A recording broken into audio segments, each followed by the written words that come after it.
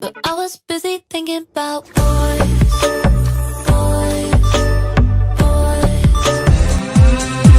الشعب السوري بالساحات للمجد بيرفع رايات عم يهتف بتلك كلمات الله وسوريا وبشار. Welcome to God is Open. I'm your host, Christopher Fisher. Today on God is Open, we're going to be talking about law, morality, sin, justice, righteousness, forgiveness, mercy. Pretty lofty concepts. And we're going to be looking at this thread on Twitter by this individual, Zero HP Lovecraft, who gives us some insight into how the world works. I think it's a very astute thread. And so we'll kind of read through it. We'll talk about it in relation to Christianity and the Bible. He writes, right now we exist in an overly permissive environment, a hyper-feminized environment, and this degrades our ability to discern right from wrong. That's because women don't respect laws. They only respect law givers. People are real to women. Abstractions are not. We can see this play out in American media. Let's take a very feminine movie that females tend to like, something like Pretty Women. The plot of Pretty Women is that there's this prostitute who really has nothing going for her in her life, and due to nothing that she possesses in herself, all of a sudden she is thrust into this world, not of her own making, but a rich man comes in to save the day, rides in, white knight, is able to bring her out, pull her out through no effort on her own into this new life of luxury and happiness. The woman is very passive in this. She doesn't earn anything that she is given, and everything is just given to her. A new example of this would be the Star Wars new trilogy, in which there's the main character, who's Rey, who's instantly good at everything, able to fly vehicles that she's never touched before in her life with ease, able to kill 3 enemies in one shot. You know, you don't see the enemies die. You don't see her really killing them, but they blow up in their airplanes in one shot. And she's just perfect in every way. She doesn't have drive, motivation, desire. She doesn't have flaws. There's no character arc. She's passive in this. She serves as a vehicle where women can project themselves into to experience the movie in which everyone loves her for no reason. Everyone instantly praises her for no reason. And this is pretty repulsive to men. So men tend not to like the new Star Wars trilogy because we don't see characters overcoming real struggles. There's no character arc, there's no development, we get no characterization. Flaws are what makes people. Overcoming objectives, overcoming hardship is what makes people. Men like to see people succeed on their own merits. Who's the best person for a job? Not based on race or sex or anything like that, or sexual orientation. Men want to see the best person, the most capable person in those jobs. We want to see some sort of cosmic justice, in a sense, cosmic justice, justice in which karma is in effect. People get what people deserve. That's what men want. Rule and sanction. People being promoted, people overcoming based on what they can accomplish. So very masculine movies, something like Mel Gibson's Payback, something like Terminator, even the original Alien, even if it has a female protagonist, a very masculine movie because there's an individual who overcomes her weaknesses to achieve results. These are masculine-oriented films that resonate well with a masculine audience, as opposed to the new Star Wars, as opposed to something like Pretty Women. So we could just look at what type of media is consumed by females and what type of media is consumed by males, and we could see this, what he's talking about, play out in the real world. Zero HP Lovecraft writes, "It's hardwired into our species. It's in the hardware layer, and you'll never erase it. Protect the women because the women are worth more than the men. They really are." And so he's pointing out that women really are more valuable than men. We don't send our women to war. We try to protect our women. And what he quotes this fact that women receive lighter sentences for the same crimes as men. If you're a woman and you get pulled over by a cop, do you want that cop to be a man or a woman? If you're a woman and you're going before a judge, do you want that judge to be a man or a woman? You better say man, because men have protective instincts. We see a woman, and it doesn't matter. You could kill your kids. You could kill your lover. It doesn't matter. You will be let go in the American justice system because we have less harsh punishment based on the gender. Women are treated with a double standard. So back to Zero, H.P. Lovecraft. Protect the women because women are worth more than men. They really are. And the rules will never apply to them. And he quotes this Rolf Degen saying, female offenders are given more lenient sentences for the same crime than male ones, particularly by men. I like to think of the poster that was put up on college campuses, which said that there's two individuals that get drunk. And so it's a poster trying to tell men not to have sex with drunk women. And he says, then the poster says, the male was arrested afterwards for non-consensual sex. Well, if they're both drunk, shouldn't the same standards be held? No, men have a different standard. People don't care. People don't care about men. Men are disposable in the eyes of society. Lovecraft writes, women can't live by a moral law any more than a man can grow a womb and gestate a fetus, because when it comes down to it, the law will look the other way. They understand forgiveness and mercy, but sin eludes them. Women are not held to moral standards. The women are allowed to do anything. It's interesting. You go on social media, and if you criticize a woman's weight, oh, you will get the mobs called down on you. They will come out with the pitchforks, with their torches, and they will try to crucify you for suggesting that someone's healthier if they're skinnier, suggesting that someone's more attractive if they're skinnier, because women, apparently, they could have any body type they want, and you're supposed to just love them for who they are as a person in spite of gross personal habits. Men don't get the standard. A fat man is just an ugly individual. They don't care. If you're a gross man, you're the bottom of society. And someone else on Twitter pointed out that women compare themselves to the most successful men because they don't see non-successful men as human. They don't see unsuccessful men as human. And so when they're looking at the world, even though men are primarily the ones in poverty, men have primarily all the mental issues, mental problems. Men are the primarily victims of homelessness, of suicide, depression. Since women don't consider the low end of the spectrum actual men, they compare themselves. They see CEOs who might have a better paycheck than them, and they'll be jealous of that without regard to the other half of society, the lower half. Men overwhelmingly make up the low, degraded, homeless, mentally ill portion of society. Forgiveness divorced from a theory of sin is a formula for sociopathy. Let's read that again. Forgiveness divorced from a theory of sin is a formula for sociopathy. If you just give blanket forgiveness to everyone, what's going to happen is moral anarchy. It's going to happen as degeneracy wide scale because there's no standards. There's nothing to hold people accountable to. Anything goes in this system. And so you could have a system of laws, and if it's never enforced, if it's just blanket forgiveness, then it's anarchy, moral anarchy, degeneracy. Anything goes, as long as you do it nicely and gently. Don't hurt anyone's feelings. You could literally take kids, dress them up provocatively, have them dance for grown men in sexually suggestive scenarios, bring them to strip clubs and to dance for grown men. That sort of thing is accepted in the modern society, whereas a normalcy, Christianity is condemned. You can't stand on the corner with a sign that says, repent, God is going to judge you. Oh no, that is hateful and hurtful. But you can take a kid, dress him up in sexual clothes, and have him dance for grown homosexual men. That's what society breeds. It's sociopathy. And he's pointing out that that is our current society in the U.S. is sociopathy. The only thing that's not allowed is having standards. H.P. Lovecraft writes, that's why women have no business making laws, because formal rule-based power is antithetical to female power, which is soft power. People who are congenitally exempt from the laws ought not to have a say in making them. If you don't think the rules apply to you, you should not be making the laws. In fact, everyone in Congress, they pass Obamacare, they exempt themselves.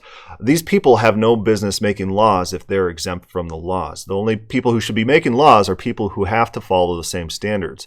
Or else you get into a system like the U.S. where every single American citizen commits 3 felonies a day, and the government only selectively enforces who they're going to persecute. They're political enemies. De Souza was persecuted for campaign contributions, where Rosie O'Donnell admitted to the same thing without consequence. Rules are selectively enforced in a female system. They might have rules. The people might violate rules, but they're only enforced against the people who they don't like. This is a feminine system of power. In a feminine world, good is when people esteem you. Evil is people who don't. That's why I say women can't understand the lawgiver, but not the law. But in a masculine world, which is invisible now, the lawgiver has to live up to the law because he is beneath it. A good example of this is there's some Facebook groups that I interact with that are primarily female. And if you say anything that people might conceive as not nice, instantly you'll have huge barrages of women giving you unsolicited advice about how to live your life, what to say, what type of tact to take. Look at the arrogance in that they presume that they should be able to tell me, an internet stranger, how to live, how to act, how to behave. They are putting themselves in some sort of moral superior. Tone policing is a female value. It's not about the content of what you say. It's not about the facts that you're putting forth. It's about your tone. And they think that they are in a position to control your behavior, to make you nice, to make your tact the way that they perceive it should be. Just the arrogance of that, the arrogance of this. Two possible orientations towards sin: sin as transgression against others, or sin as transgression against yourself. The later is the masculine way, sin as a tangible record of the imperfections of your soul. I always like to think about the What's in the Bible picture of Adam and Eve sinning, and then they have these little sin mites, and these sin mites will attach to them all over their body and hang with them. And so in normal Christianity, Christians view sin as some sort of metaphysical record that is attached to each individual, like a list of sins, that there's some sort of metaphysical mechanism that's not controlled, not forced by anyone, but automatically records and calculates your sin and pastes that onto you as a person. This is what he's talking about here. That's a very masculine way of looking at the world, which is maybe not the way that the Bible looks at the world. So if you're looking at instances in Genesis of sin, sin tends to be transgression against others. If someone has harmed you in some way, then that would be considered a sin. And there's a good paper on the Jewish concept of sin that maybe we should briefly look at. Here's a paper from the American Journal of Theology called The Hebrew View of Sin by Henry Preserved Smith. And this is from 1911. So it's from the handgun, apparently. A large number of Old Testament passages show that a sin is anything which puts a man in the wrong with reference to another man, which offends him. Pharaoh's butler and baker offend their master and are put into prison.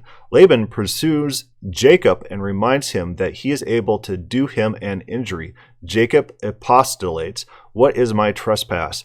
What is my sin that thou hast hotly pursued me?" Similarly, Abimelech to Abraham, "What have I done to thee? And what have I sinned against thee, that thou hast brought upon me and my kingdom a great sin?" David raises the same question when convinced of Saul's enmity.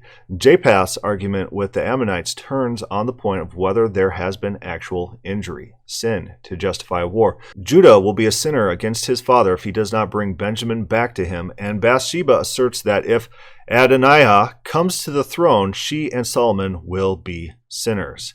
In no one of these cases is there a question of the violation of some positive law or of deviation from a moral standard. The only thing which the writer has in mind is that there has been offense of one person by another. Similarly, when Hezekiah confesses to Sennacherib that he has sinned, he does not mean that he did not act in good conscience in revolting, but that the events have put him in the power of his adversary. To this extent only, he is in the wrong.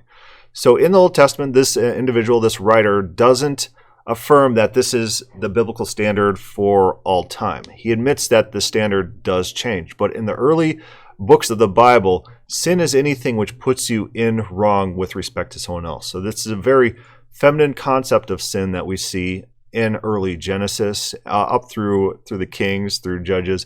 And it's not till the prophets that this author argues that we actually see some sort of moral code being enforced. So it could be the case, just bear with me here, it could be the case that in the Bible, God's standard was one in which people sinned by being in the wrong with one another, but then established a moral code by which people were guilty. So it could be the case that the moral standard that we have now was established at one point by God, whereas it was a looser standard before. That's one system that Christians don't want to consider.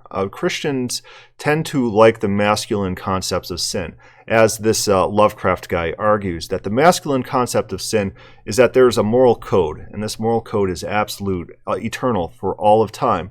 Sinning is a record of offenses against oneself. Sinning has this personal ramification. People are linked metaphysically to their sins, which is not necessarily the biblical position. But Christians often assume that that is the biblical position. That's the system that they want.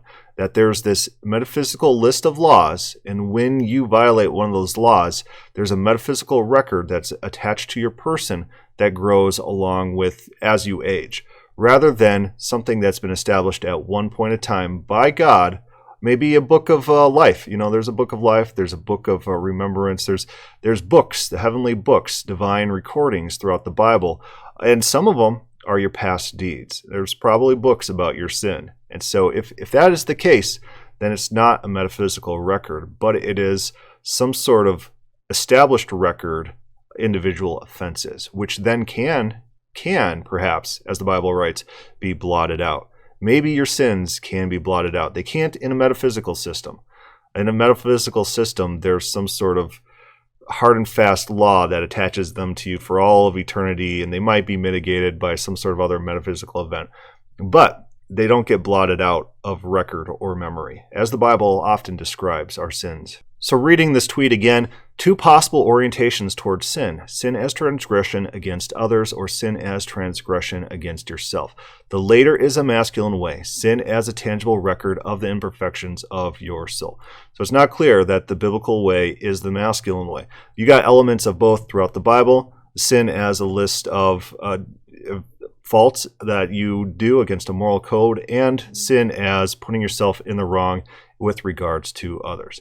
Zero Lovecraft writes, so we try to recover masculinity from the ascendant feminine, but we tend to overcorrect. And when we do, we build something that's every bit as flimsy and two-dimensional as the thing we're trying to escape.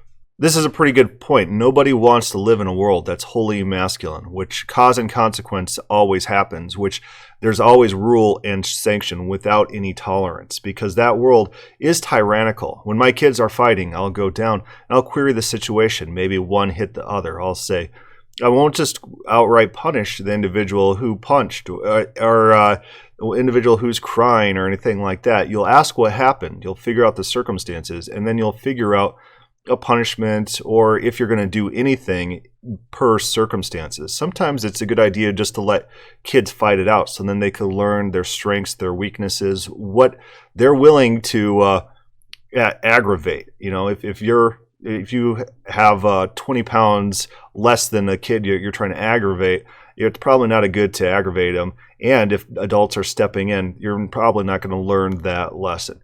And so taking individual circumstances into account and figuring out the background before you impart any punishment or letting it inform your punishment, it's a good idea, or else you live in a world of injustice. If everything is enforced without regard to circumstance, that would be unjust. Why were you speeding? Well, my wife was pregnant and we're trying to get to the hospital. Well, you get fined anyways. That seems like injustice. There's a good reason for your violation of the code.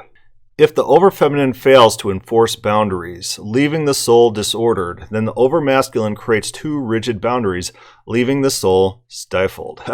I like to think back to the Baptists who want to make dancing illegal, and they want to make drinking illegal, and things like that. It's this soul crushing. This soul crushing.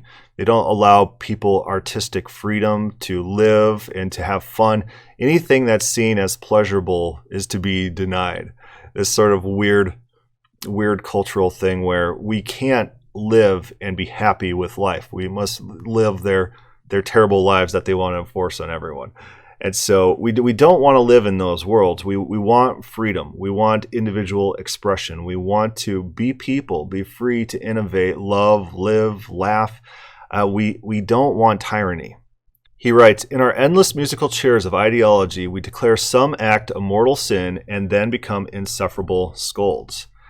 This is part of the reason I love people. I love people because people tend to take these insufferable scolds and they will troll these people. The mayor of New York just recently put out a tip line for you to inform on people that are violating the social bans, and instantly it is flooded with male genitalia pictures and Nazi memes, which is fantastic that the people are rising up and trolling these insufferable scolds, these people who want to control other people, who want to try to take down people just because those people aren't conforming to what you wish that how they acted.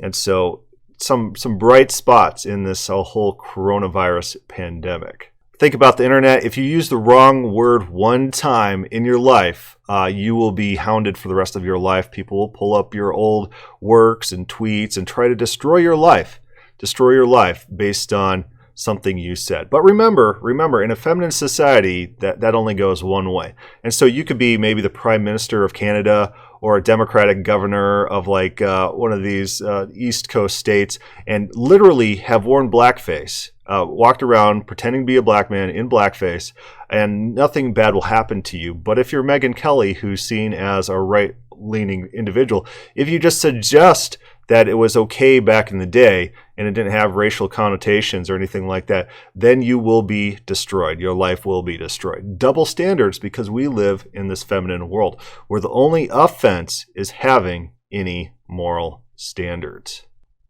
Lovecraft writes, no one is more guilty of this than a new convert to an old religion. The zeal of a recently devout, having found living water after decades of thirst, may cause him to drown himself. Cage stage Calvinist, that's a term we're all familiar with. Authority is better than depravity, but this is still a depraved way to live. And this type of masculinity, which is so readily to condemn you for the slightest transgression, cannot sustain itself because it fails to think holistically. If you're persecuting people for one transgression, if you're throwing them out and destroying them, it's not a sustainable system. And Christians want this system in their theology. They want a system where one sin separates from you from God. And Calvinists will boldly declare to the world that the wonder is not that God came to save you, save some, but the wonder is why God doesn't instantly kill us all now and send us all to hell now. For even one violation. One violation is worthy of hell for all eternity. This is their mindset. This is how they think. It doesn't reflect the biblical standards of righteousness and morality. It's this totalitarian masculine system without regards to feminine justice, mercy, and tolerance that we do see within the Bible. Lovecraft writes, so what I want to do today is think about a theory of sin, and the reason I say theory is that a strict moral code is itself a kind of sin. Every moral scenario is idiosyncratic, and all rules have exceptions. And so in the biblical code, we already saw that sin was loosely defined as transgressing against one another. And so in that way, could God have sinned? When Jeremiah basically says that God has violated him and uses rape imagery, is that a sin? Is God sinning against Job when he allows or commands Job to suffer these things throughout the book of Job? Even if you take the position that it's Satan and Satan's just doing it on his own volition, is God sinning against Job by allowing this to happen? You could, in a loose sense of sin, call that a sin against people. So when the Bible talks about goodness and God's righteousness, perhaps those individuals are not talking metaphysics, but giving a value judgment of God. I've seen the things that God does. I've seen his character. I've seen how he acts, and God is good. God is righteous. God is just. It's a moral evaluation rather than a metaphysical claim. God is good because that's his metaphysics, and then there's this metaphysical moral standard that he follows completely because it's his character and he could never deviate. That doesn't seem to be their mindset. Morality in the Bible doesn't seem to be as hard and fast as that, but morality does get established in the Bible. Lovecraft writes, a successful moral institution has to thread the needle between moral anarchy, femininity, and moral tyranny, masculinity. The moral order is a complex system, just like a human body, just like large-scale engineering project, just like a corporation or the government. Complexity can seem perverse or redundant, but it evolves organically. When operating in hostile conditions, you need failbacks and failovers. Over time, processes trade away simplicity to gain robusticity. In a complex system, partial failure is normative. Your body can tolerate small health problems.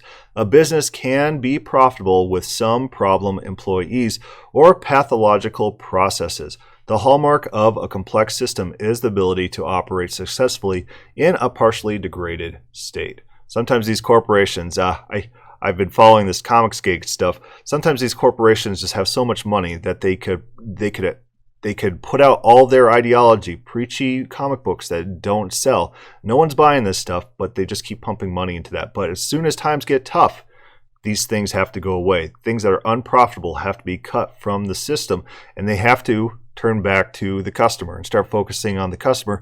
Focus on profit making rather than their preaching, rather than their little side projects that don't bring any real value to anyone, that no one cares about. We often don't notice failure until it becomes a catastrophe, and when that happens, we take whatever failure we observe at the time of the catastrophe and we blame that. We develop a hardened or tyrannical attitude towards that failure specifically. And so you get one mass shooting. Mass shootings are going down. A number of gun deaths are going down per capita throughout the U.S. over time, over history. School deaths are going down throughout time, over history, per capita. But you get one mass shooting and people want to take a tyrannical approach. We must confiscate from millions of Americans all weapons, all firearms to make up for this one thing in a nation of 300 million. 30 people died, so we're going to deprive rights from people in a country of 300 million people. This is their mindset. And remember, selective enforcement. They ban certain magazines of a certain size, and a news anchor the same day will go on his program holding up one of those 30-round magazines. Nothing bad happens to him because there's double standards. We live in a feminine America where it's rules for you and not for me. Lovecraft writes, the hazard of the masculine tyrannical model is that it routinely mistakes fault tolerance for moral sanction. You try to live by a code, but inevitably you will make a mistake. Unfortunately, God does not zap you for it. So these tyrannical male models, if something happens, I'll use the example of the Bob Enyart debate on Huffington Post. So there was a marijuana debate, which two people would write articles about whether marijuana should be legal or illegal. And Bob Enyart's case was basically that marijuana was bad and it hurt people. And presumably, that apparently means that we need to legislate against it. He didn't really make that case. Instead, he made the case that marijuana was harmful, which it may or may not be. But in a masculine mindset, having something not illegal is the same as endorsing it. So if I don't want my personal preferences legislated, apparently all those things I'm endorsing. This is a terrible model. This is a terrible mindset. It's a wrong mindset. People should be free to innovate, to create. They should be able to say things that I don't like. They should be able to do that. And my not wanting to use the guns of the state against them because they do that does not mean that I endorse or like what they do. For example, you're free to like Family Guy, which the humor basically is just forced humor where they just throw out a reference, and if you're familiar with the reference, then you're tricked into thinking that it's funny. So it's not very good humor. It's bad writing, and it's lowbrow writing, and I look down very harshly on anyone who likes Family Guy humor, but I don't want it illegal. People should be free to like terrible media. That should be their prerogative. So we're still talking about the male model. This is bad because each time you get away with it, a transgression against a moral principle, your faith in the principle is weakened.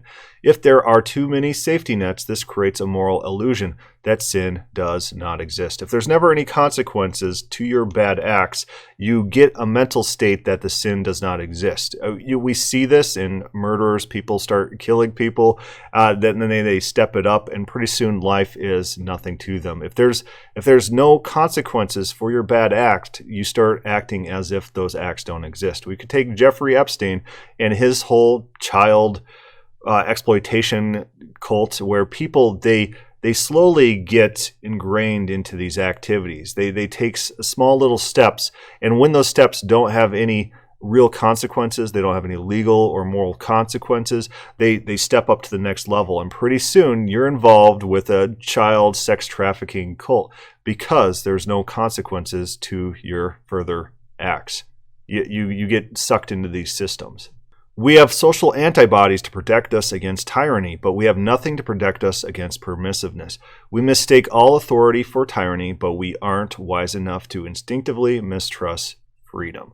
So here he's warning against permissiveness as well. We don't want to be a society that permits everything. We don't want to be a society in which it's okay for little kids to dance provocatively for men in strip clubs for cash, or dance twerk for men, grown men in gay pride parades surrounded by naked individuals, naked grown men with little kids. This is not the type of society we want.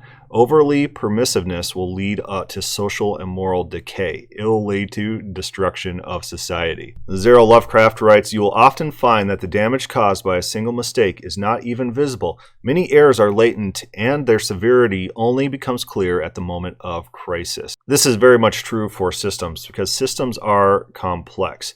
And so you might drink maybe a cup of bleach a day, and you might be okay, but when other parts of your system are compensating for that, it's only in a moment of a moral crisis or a health crisis that will become apparent that was not a good sustaining idea all along. The economy, for example, people think, oh, these minimum wages are so good. See, we could pass them, and we don't see ill effects. Well, you don't see ill effects because you're not at a moment of critical failure in the system. Other parts of the system are compensating. There are substitution effects going on that make up for whatever laws or rules that you're imposing on the system that are arbitrary and destructive. Even so, single sins don't matter as much as trends, which is a way of saying habitual sins. Zero tolerance is simple to implement, but in practice, it's unsustainably brittle. These individuals who hate alcohol, these teetotalers, all alcohol should be illegal. Then you ask them, well, do you use mouthwash with alcohol? And then they'll say, they'll say, oh, no, I don't do anything with alcohol. They'll say, oh, that's okay. You're not really drinking it. It's like, well, do you want it or not? Do you want your system imposed or not? Because I think it's impractical. Anytime you're eating any type of fruit, it's bound to have just a little bit of alcohol, something in that, because anything like that starts fermenting right away. And so your system's unworkable. If there's no tolerance, if there's no fault tolerance, it's not a practical system. That no one can live by your system that you're advocating. But that doesn't mean just because you tolerate some slippage, you tolerate people drinking once a month, people drinking at weddings like Jesus did, and his first miracle, he gave drunk people more alcohol. But even though you tolerate occasional drinking does not mean that you're endorsing the drunkard lifestyle. Going out and drinking, living to drink, getting drunk every night, that in the Bible is considered a sin. But the Bible doesn't work with these standards that Christians want to impose. So they'll see the Bible talking against gluttony. They'll see the Bible talking against sloth. They'll see the Bible talking against drunkenness. And so then they will turn to the extreme, which the Bible doesn't do, and try to illegalize all alcohol. Try to legalize watching movies. It is pretty funny. All watching movies is sin because you're not using that time to do whatever, read the Bible, something. There's people like that exist. They're out there. I've met them in person, face to face, talking to these people. They exist. This is not biblical standards. This is a masculine standard being imposed on the biblical standard, which allows more flexibility, which is not hard and fast with the tolerance. Lovecraft writes, "The same is true of civilizations as individuals. One bad law, idea, institution isn't what sinks us. A catastrophe requires many failures in concert. I want you to understand both sin and civic decay holistically as points of failure in robust and complex systems. This will enable you to practice justice and forgiveness in simultaneity. This will allow you to feel pessimism without fatalism. More importantly, this will prevent you from mistaking fault tolerance for moral anarchy. If traditions are so important, why can't we peel them away one by one without a collapse? Now you know the answer." So why can't we strip away traditionalism? Because traditionalism has been built up. It's a complex system that has been collecting from as long as we can remember, and ripping that away will cause the system to fail. We're seeing all sorts of societies in Europe decay because they're importing all sorts of individuals with completely different mindsets than the native populations. And it's fundamentally changing the structure of those countries, as we are seeing. As we see happen in Paris, for example. Paris, it's a completely different place than it was 10 years ago. Just talking to a guy the other day, came back from Europe, completely different place. And so while society can sustain these small changes, it's only a series of changes over a prolonged period that causes the catastrophic failure. In your efforts to build theories of masculine virtue, don't consider disgraceful degradation in the face of failure. Don't fail is the contingency plan of an idiot. When you do this, you invite much deserved ridicule. Your plans, your moral systems, your laws have to plan for failure. It has to plan for tolerance. It has to give some laxity to the laws. It can't be tyrannically enforced consistently. But it also can't be arbitrary. We think about God's justice throughout the Bible, where God is judging Nineveh. He says, "Am I going to destroy these people? They don't know their left from their right hand." Arguably, these are the most wicked people at that time. Throughout the known world, these were the most wicked people, and God had sympathy for them because of their ignorance, because of their position. God judges, not based on this masculine tyranny of one wrong move, and then you get hell for all eternity. That's not a biblical value. Instead, God takes circumstances into account. It doesn't mean it's arbitrary that you get away with whatever sin you want whenever, but God does consider circumstances throughout the Bible. What happens if you fail to implement this masculine system? The liberals that you hate will watch you fail to implement your brittle morality and gloat. See, promiscuity and profligacy are good.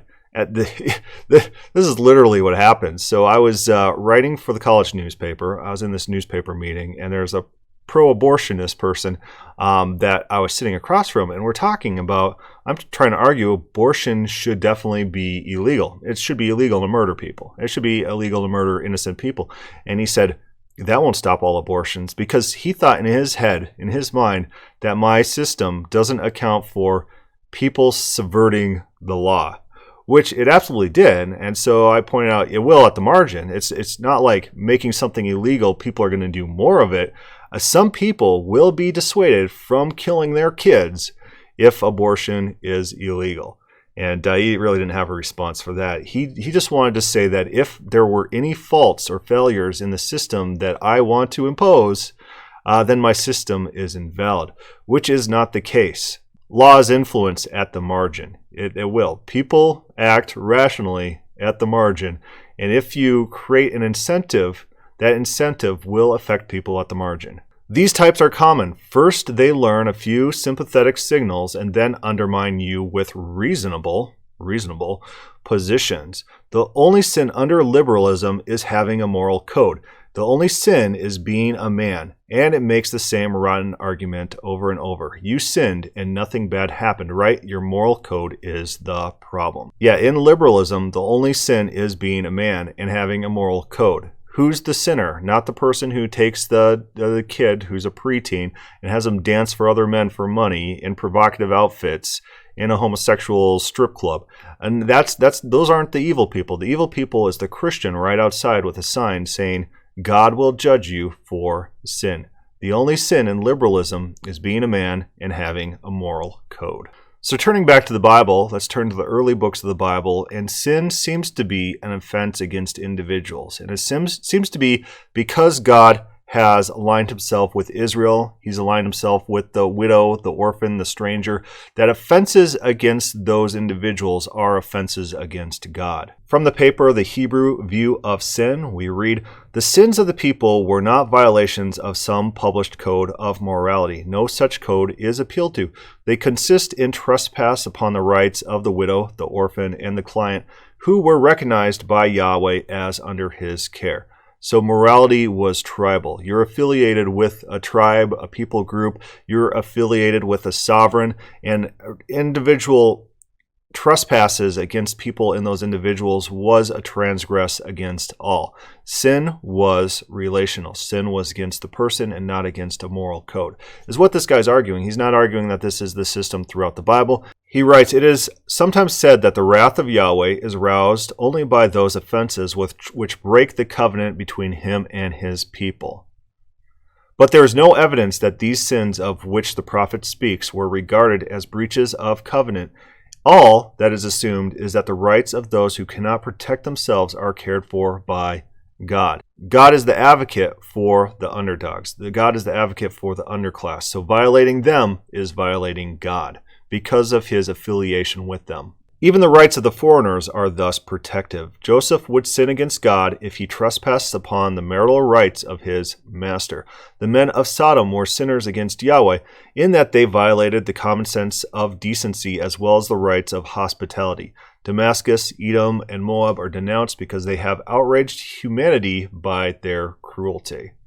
This reminds me of the outcry that comes out up to God throughout the Bible. In Jonah, the outcry comes to God. In Exodus, the outcry comes to God. People are appealing to God to step in and right some sort of violation between parties.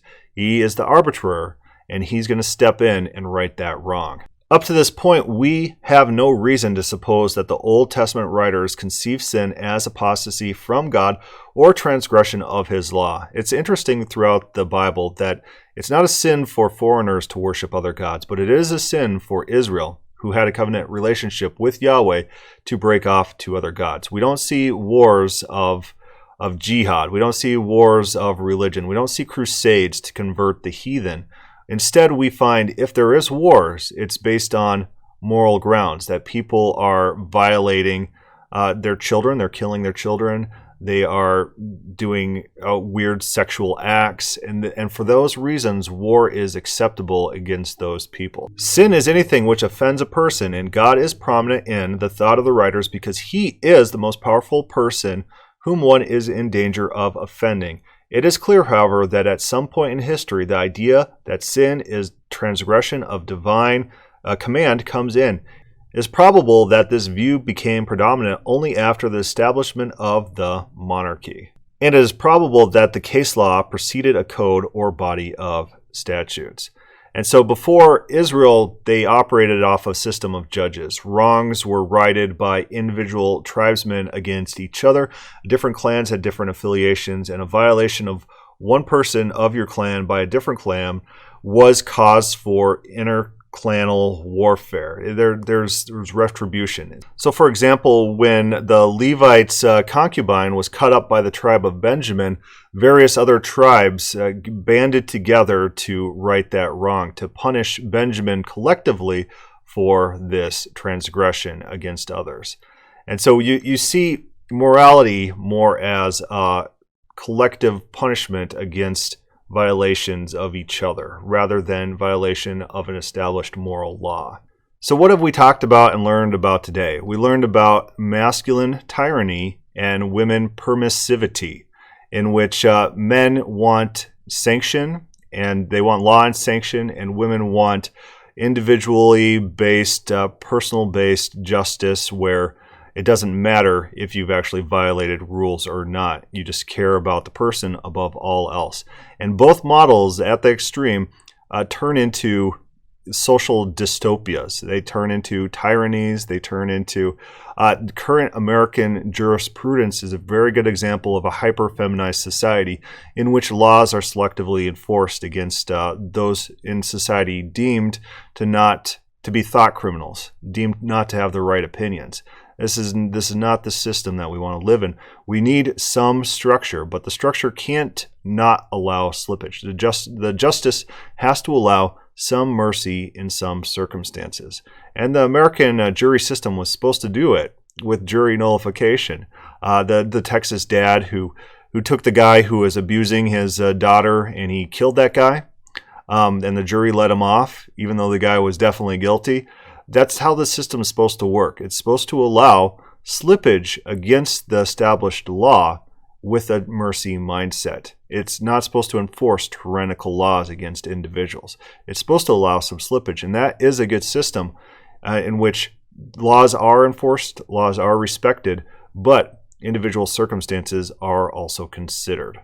And that's what we see in God's law throughout the Bible. God judges people based as individuals, although people don't get away with flagrant disregard of Yahweh and his laws. If you know better and you're doing it, you're definitely guilty. You're definitely getting some sort of repercussion, unless there's mitigating factors, of course. But I definitely think it's a mistake to take the Calvinist position that it's a wonder why God doesn't instantly send us all to hell, and it's a marvelous thing that he's only saving some, because we all need hell. It's a bad position to take. I don't think it's a biblical position to take, and it's dangerous. It disregards wide swaths of the Bible and Yahweh's nature and character. Anyways, that's about it for now. We've gone long enough. I probably offended almost everybody, and so we'll kind of stop there. If you want to criticize me or comments, suggestions, put that below, or start a thread on the God is Open Facebook page. Thank you for listening.